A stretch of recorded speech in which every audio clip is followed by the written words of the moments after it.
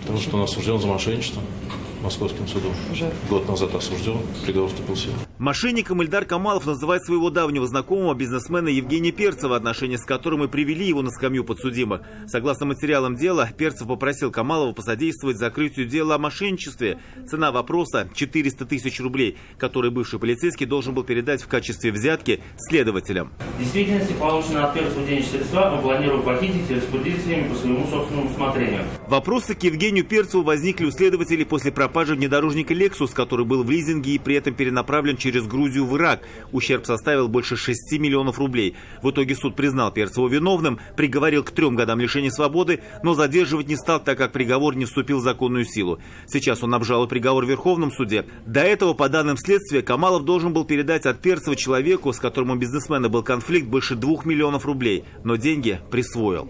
признаете себя виновным? Нет, не признаю. Сегодня подсудимому также продлили меру пресечения, и он сам и пострадавший Перцев просили о домашнем аресте. Но суд прислушался к следствию и оставил Ильдара Камалова под стражей.